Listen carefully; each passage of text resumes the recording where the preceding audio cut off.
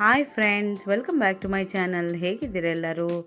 ನಾನಿವತ್ತು ನಿಮಗೆ ಒಂದೊಳ್ಳೆ ರೆಸಿಪಿ ತೋರಿಸೋಣ ಅಂತ ಈ ವಿಡಿಯೋ ಮಾಡ್ತಾಯಿದ್ದೀನಿ.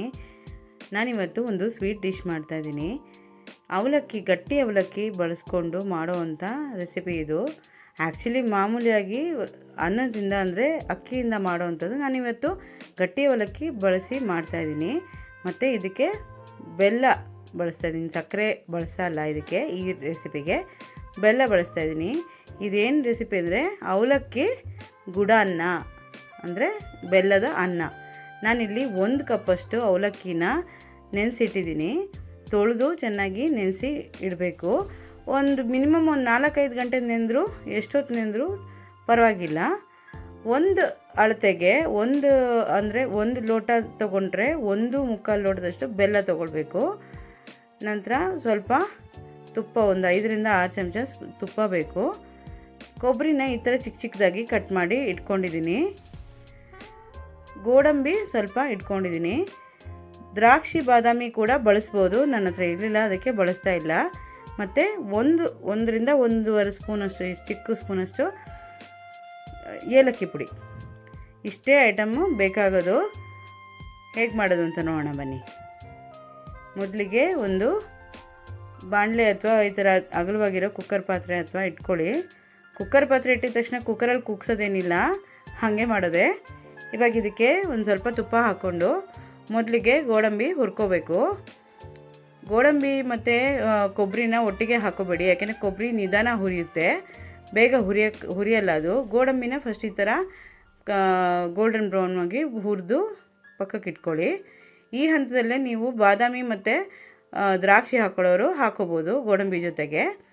ನಂತರ ಇವಾಗ ಕೊಬ್ಬರಿ ಕಟ್ ಮಾಡಿ ಇಟ್ಕೊಂಡಿರೋದನ್ನು ಹಾಕ್ಕೊಂಡು ಅದಕ್ಕೆ ಸ್ವಲ್ಪ ಇನ್ನೊಂದು 2 ಸ್ಪೂನಷ್ಟು ತುಪ್ಪ ಹಾಕ್ಕೊಂಡು ಅದನ್ನು ಸಣ್ಣ ಉರಿಲೇ ಕೆಂಪಗಾಕಷ್ಟು ಹುರಿಬೇಕು. ಕೈ ಬಿಡದೆ ಹುರಿಬೇಕು. ಸ್ವಲ್ಪ ಕೈ ಬಿಡಬೇಡಿ, ಯಾಕೆಂದರೆ ಅದು ಒಂದೇ ಕಡೆ ಅಂದರೆ ಕಪ್ಪಗಾಗ್ಬಿಡುತ್ತೆ.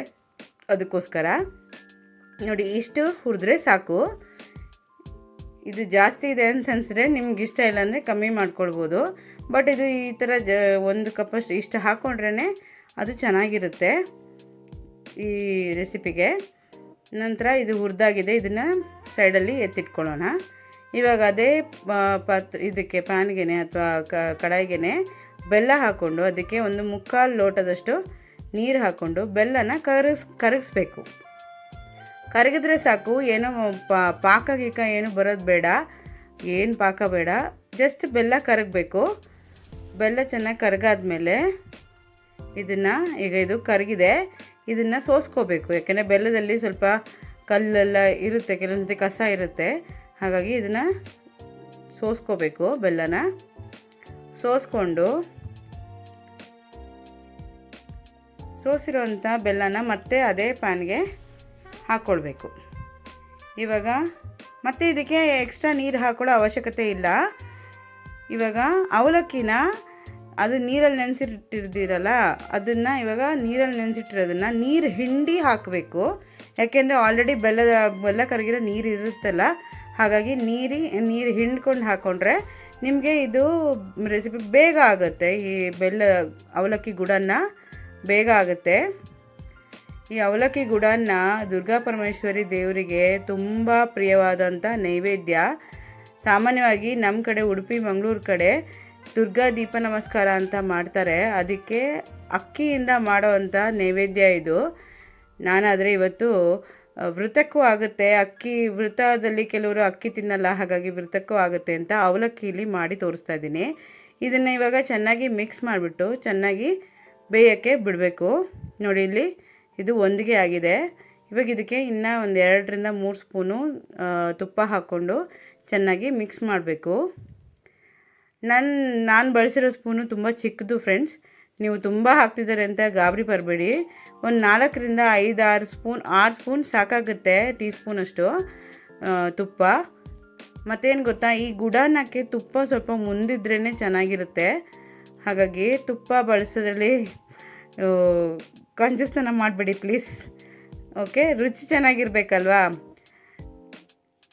ನಾನು ಹೇಳ್ದಂಗೆ ಈ ರೆಸಿಪಿ ನಮ್ಮ ಕಡೆ ದುರ್ಗಾ ಪರಮೇಶ್ವರಿ ಅಮ್ಮನವರಿಗೆ ತುಂಬ ಪ್ರಿಯವಾದ ರೆಸಿಪಿ. ಅಂದರೆ ಗುಡಾನ್ನ ಅಕ್ಕಿಯಿಂದ ಮಾಡೋರು ಮಾಡ್ಕೊಳ್ಬೋದು, ಈ ಥರ ಅವಲಕ್ಕಿಯಿಂದನೂ ಕೂಡ ಮಾಡ್ಬೋದು. ಎರಡರಲ್ಲೂ ಏನೂ ಡಿಫ್ರೆನ್ಸ್ ಇರಲ್ಲ.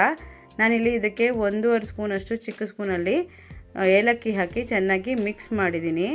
ಈಗ ಇದಕ್ಕೆ ಇನ್ನೊಂದು ಸ್ಪೂನು ತುಪ್ಪ ಬೇಕು ಅನಿಸ್ತಾ ಇದೆ ನನಗೆ, ಅದಕ್ಕೆ ಹಾಕ್ಕೊಳ್ತಾ ಇದ್ದೀನಿ.